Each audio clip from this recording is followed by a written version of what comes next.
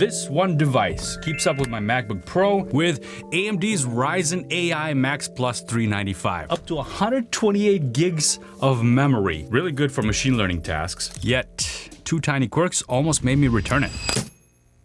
So for about a month now, I've been running my dev workflows and tests on this Asus Flow Z13, and the experience has been anything but ordinary. First, this thing is a tank.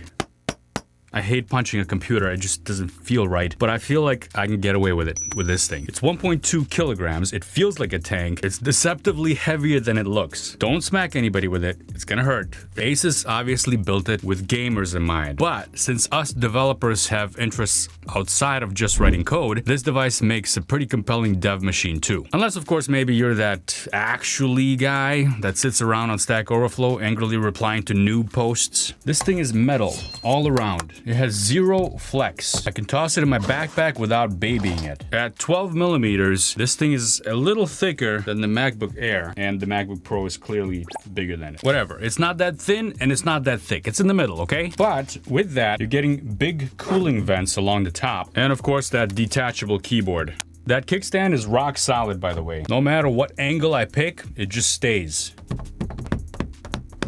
And it goes all the way out to, well, whatever angle that is. 160? Anybody can verify that? It does have that gamer vibe with the ROG angles and the badge glow around the back, but I'll take sturdy over stealthy any day. One of my biggest complaints with the Asus ROG machines in the past was that they were a little bit flimsy and flexible, and they kind of felt plasticky in parts. That's no longer the case with their latest few models. For such a thin keyboard, the keys are pretty tall. There's a lot of travel to this one. My daily driver is the MacBook Pro, so the keyboards here are a little bit more clicky on the MacBook and less travel. After using this for about a week, then I got kind of used to it, so I don't mind it. There's actually two positions where you can use this, and I didn't realize this at first. I was using it in the angled position like this. This is not super comfortable. Your keyboard is raised off the table, and every time I type, there's a little bit of a bounce, which is kind of annoying. It is a more comfortable angle though for the hands. And then I discovered that you can actually lay it flat where the bounce completely goes away. That's fine, especially because this is a really comfortable armrest, soft and padded, so I can put my hands here and my palms are not elevated like they would be with the MacBook Pro. But ask me again in 6 months and I'll let you know how I think about that.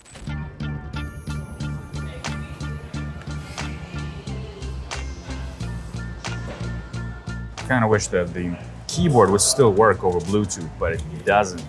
This turns into a full tablet mode and this keyboard becomes useless. I don't even know where to store it because the magnets don't align this way. They only align this way and I don't want to close it. What am I supposed to do? Roll it around the back? Maybe, let's see. Oh yeah. But then you got this weird keyboard situation going on in the back. Now I did recently review the Asus ZenBook Duo and the keyboard is Bluetooth on that. So I know that you guys can do it. Asus, let's get on that.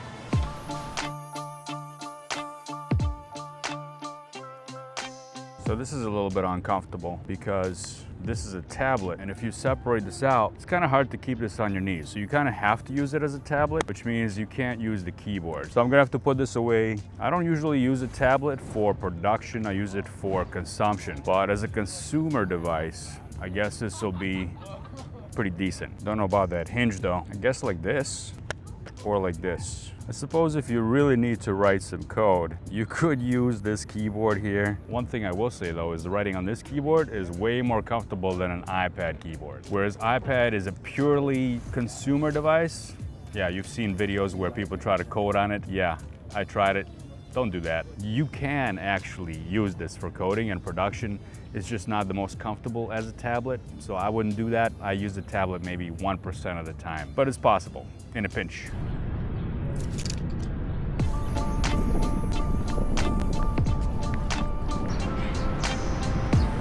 Now the trackpad is old school. You know, it's one of those diving board things. So not a huge fan of those. They don't hold a candle to the MacBook Pro's touchpad. It's not a haptic feedback touchpad. The haptic trackpads register the click anywhere that you tap on it, exactly the same, whereas the diving board mechanism works better on the bottom and almost doesn't work at all on the top. We do get the option to bring our own. I tend to use a mouse anyway when I'm on the go. I just don't like using trackpads in general. It's not my thing, unless I really need to, in which case I prefer the MacBook trackpad. But here I have a mouse hooked up to it, no problem, through USB-C, and of course, a mechanical keyboard. That always saves the day. And you can get a light one to pack it with you, take it on the go. So now you have a tablet and no excuse. Ports are pretty solid on this thing. There's two USB-C ports right here, and that's USB 4.0. So you get 40 gigabit per second speeds, display port, power out, but kind of wish they included Thunderbolt 5 here. It is 2025 and a lot more gadgets are coming out in Thunderbolt 5 varieties. If you haven't seen my Thunderbolt 5 video, the speeds are pretty crucial, especially with my newfound hobby of storing LLMs on external SSDs. On my MacBook with Thunderbolt 5, I can transfer from this Thunderbolt 5 drive a full LLM that's pretty large. We're talking 70, 80 gigabytes in seconds. So Asus maybe with the next model. It does have full HDMI, micro SD card, a USB-A. That's handy. And of course your headphone jack is still there. I guess they're not as courageous as Apple. I'm just kidding. What am I talking about? Apple's MacBook still has, whatever. Now the bad news is that you still have proprietary charger with a proprietary plug. So for those of you wishing to charge through USB-C, not gonna happen. It's just not enough power in there. And my 140 watt USB-C brick pops a slow charger warning. Also, micro SD only? Come on Asus, there's space enough for a full SD card in here. But the good news, I drove 3 external displays, 2 off of the USB-C ports and 1 off of the HDMI with 0 hiccups. Got 3 extra monitors for a total of 4 displays. I tried one more, but it only allows a maximum of 4. And when all these monitors are plugged in, this machine does have to work a little harder so you can hear the fans. And it's just amazing to see such a thin, essentially light little machine driving 3 gigantic monitors. Now, workflow-wise, the Z13's CPU is not the only story. The screen is another story here. First of all, 13 inches is a little bit tight, even though the screen is 16 by 10 aspect ratio, which is actually really good for coding. However, I found myself adding a secondary display on the go. An extra touch monitor at a cafe works pretty well, but back here at the office, I run 2 USB-C DisplayPort screens plus the built-in HDMI with no glitches whatsoever. We also get not only the 60 Hz, which I've been using most of the time because it doesn't affect me really that much. It's probably going to affect you if you're playing video games. You're going to want to bump it up to 180. It is a really beautiful screen, even though it's not OLED, and it's bright enough. I took it outside. You kind of have to position yourself properly so you're not backlit too much, but if you find the right position, then you can see the screen pretty well. These days, I'm constantly flipping between models. GPT-4o for notes and email, Claude for code refactors, Flux for image generation, Kling for video, 4 tabs, 4 bills, and counting. Enter Chat LLM Teams. There's one dashboard that houses every top LLM, and Route LLM picks the right one for you for a given task. O4 Mini High for fast answers, Claude Sonnet 3.7 for coding, Gemini 2.5 Pro for big context, and even adds GPT 4.1 before ChatGPT has it. Chat with PDFs and PowerPoints, then generate decks and docs and do deep research all in the same chat. Need human-sounding copy? The Humanize toggle rewrites text to beat AI detectors. Spin up agents and run code with AI Engineer. I built my first bot in just minutes. Track artifacts, create GitHub pull requests, and debug from the same interface. Need visuals? No problem. Use Flux or Ideogram and Recraft for images, Kling, Luma, and Runway for video, all built in. And the kicker is just $10 a month, less than one premium model. Head over to chatllm.abacus.ai or click the link in the description and level up with Chat LLM Teams. So I've been using the 32 gig model, and even that plows through my workloads. Visual Studio Code, Visual Studio pops up instantly, WSL, 20 Chrome tabs open, no sweat. If you're spinning up a farm of virtual machines or Docker, or using LLMs locally, grab the 128 gig version, I'd say. Otherwise, 32 is just fine for most workloads. There's a few SKUs available, I'll talk about that later. 32 is pretty available right now, 64 is coming out soon, I guess, and 128 is a little hard to get right now, but I convinced Asus to send me one so I can do some LLM tests, and they did, but I didn't have enough time to finish it for this video, so make sure you stay tuned for another video where I'm going to be testing that 128 gig model. That's going to be insane. Now, storage is a 1 terabyte PCIe 4 NVMe, and that's pretty standard on all the SKUs. Disk mark is showing pretty respectable speeds. Reads and writes are pretty even there. It actually beats out the MacBook Air M4, and pretty significantly with the write speeds for the random. MacBook Air leads in the random reads though by quite a bit. But of course, nothing touches the MacBook Pro as far as those sequential reads and writes speeds right now. Although for the random writes, the Flow Z13 beats even the MacBook Pro on those. Most developers won't even feel that. Big file copies fly and projects load instantly. One thing that you do get here that you don't with the Macs is upgradability. First of all, the SSD on this thing is user swappable. You can increase it. This is the 2230 M.2 size. It's a little bit harder to find those and pricier than the common 2280 size. Still, the fact that you can pop the back off and drop in a 4 terabyte drive in there is pretty cool. Remember when I was talking about moving LLMs? Well, having an internal drive is even better. So let's talk about what's really special. Inside is AMD's brand new Ryzen AI Max Plus 395. That's 16 Zen 5 cores, boostable up to 5.1 gigahertz, and the built-in NPU can crank 50 tops for AI stuff. I'm gonna call that light AI, okay? The stuff that you can just, I don't know, blurring backgrounds and Zoom calls. It's important to be able to do that kind of stuff. For the more heavy-duty stuff like LLMs, I'm going on a little bit of a tangent here, but we use libraries like TensorFlow, PyTorch, Llama CPP, things like that are capable of being cross-platform and running open source models. NPUs, on the other hand, need to be targeted specifically for each processor. They're not as powerful, but they're still very useful. And it's kind of hard to find NPU workloads that are going to be cross-platform, if not impossible, because every single chip offers a slightly different API for working with the NPUs. And that's why it's hard to compare those against each other. So as I mentioned before,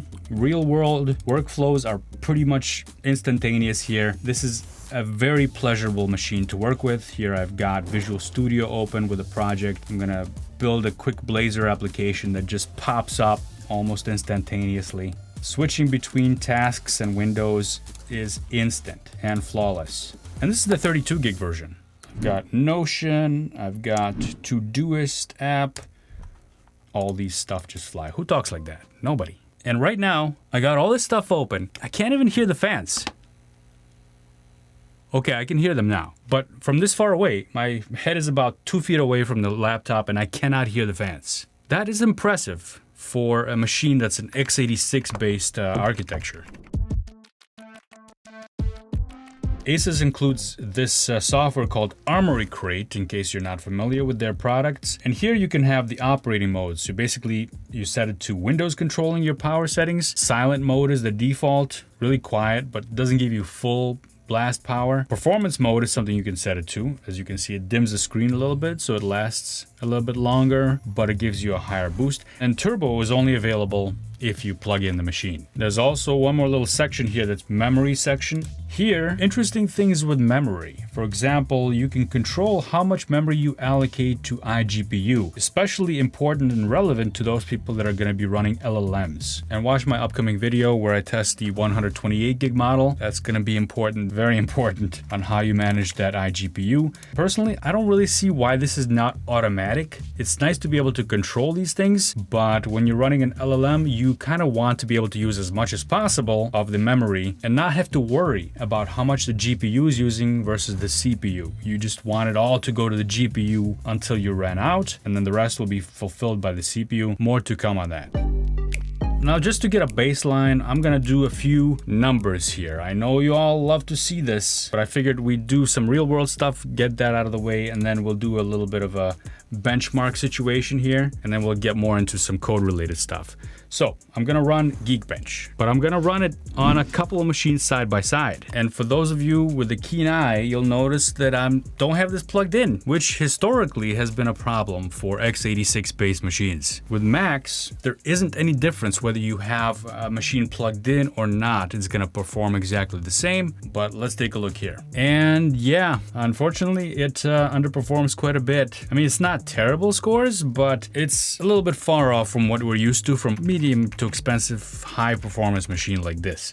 So, single core score doesn't hold a candle to the latest scores from the M4 line. And there's the multi-core score, not that great either. Let's compare that to the MacBook Air. Those M4 cores are a beast 3732 for the single core and almost 15,000 multi-core. Remember, this thing has 16 cores on it, whereas the MacBook Air has only 10 and it still beats it. MacBook Pro, this is the M4 Max, so we're gonna have a pretty nice multi-core there, and even a higher single core, which is, you know, kind of what we expect from M4 processor chip. But this is running only on balance mode, and it's not plugged in. So let's run that again, and I'm gonna switch this to best performance. Of course, the MacBook Pro was running on high power mode. I always keep it on high power mode because it just doesn't make sense not to. I never run out of battery on that thing. MacBook Air does not have that option, but it does have a lower power mode, and I don't use that either. With these long-lasting batteries, I don't ever feel the need to switch to low power unless I plan on being on a camping trip for a couple days. All right, that's better. 2,800 for the single core and 14,500 for the multi-core score. There's one more thing I want to try, just to satisfy curiosities out there and my own curiosity. Let's plug this thing in and run Geekbench one more time under performance mode to see if there's any difference that this will provide. So I've seen it switch to turbo mode automatically as soon as I plugged it in, and now I'm hearing the fans. Listen. It keeps those fans quiet when the machine is not plugged in, and I bet you that's gonna affect performance. And I'm gonna win the bet because I get to edit the video, so I'll get to see the result beforehand, and then I won't bet you if I lose. So I wouldn't take that bet if I were you. Silly jokes. Oh, there we go. 3,000 single core, 21,000 multi-core. That is more like it. But of course, to get there, we had to plug it in and we have to hear the noise of the fans. They're not terrible, but they're present. So I felt like it was important to show you these Geekbench scores because there's different levels on how you use this machine. For example, when you're sitting around coding, you unplug it, you don't hear the fans, you don't need all that power. When you're ready to kick it up a notch, and let's say you wanna build, I don't know, WebKit or whatever huge project that you have, you wanna give it maximum boost, well then you plug it in, set it to maximum performance, and you walk away for a few minutes. But you know it's not gonna be slow because of that multi-core score, so don't walk away for too long. Now, as cool as this laptop is, I gotta ding it for one more thing. For the battery test, I've been running the exact same developer day loop on every laptop I've had since last summer. Custom code that I wrote to basically simulate a developer day. 30-minute blocks of web browsing, note-taking, writing code, using Todoist, playing some music, running intense interpreted code in Python, as well as a .NET compiled project, and of course, watching some YouTube, because who doesn't do that? I know you do that. And I do that from 100% battery to shutdown. The goal here is to simulate how the system behaves in a real dev workflow, which is my dev workflow. It's not maybe yours, but at least it's not just a video playing on repeat for 20 hours. This tells me how the system behaves after all updates have settled and after I've been using it for a bit. Wi-Fi and Bluetooth are on, and I prefer my screen at full brightness. And I left the power mode on balanced. Energy saver kicked in at 30%, as you can see it dimming at the end. Flow Z13 carries a 70 watt-hour pack confirmed in the Windows battery report. And on those settings, it ran just over 300 minutes. Since I've been keeping track of balance mode, this one does not do the best. In fact, it's the worst. Asus's ProArt PZ13, which is another similar form factor machine, that one has the Snapdragon X Plus chip in it. That one lasted the longest, pushing over 930 minutes, more than 3 times longer than this laptop. Here's the over time comparison of the rundowns of all these models. Not all of them have straight lines, which indicates the power is distributed slightly differently based on where where we are in the rundown process. However, this one has pretty much a straight line all the way down. Consistent power usage. Now, this laptop does come with Armory Crate. That lets you hand tune power limits. So you can tweak it to your heart's content, set it to whatever works best for you. My dev hack is simple. Drop to eco while I'm heads down and coding, and then bump the wattage right before big compiles. That combo squeezes extra unplugged hours without losing those bursty build times, which is what this chip is really good at. Overall, it's a fascinating piece of hardware, but also kind of a bold gamble by Asus, I think. They packed in the most powerful mobile GPU and serious state-of-the-art cooling in here. And the bill reflects it. Right now, there's multiple SKUs available. They let you spec it anywhere from 32 gig dev tablet to 128 gig AI beast. If you really need that muscle in the go, it's worth the premium. If not, lighter, cheaper laptops are everywhere. Even the MacBook Air is pretty light and cheap compared to this. Only goes up to 32 gigs of RAM though. Next up, I've got the 128 gig model. Full video on AI tricks drops pretty soon, so make sure you don't miss that. Flow Z13. Thanks for watching, folks. I'll see you in the next one.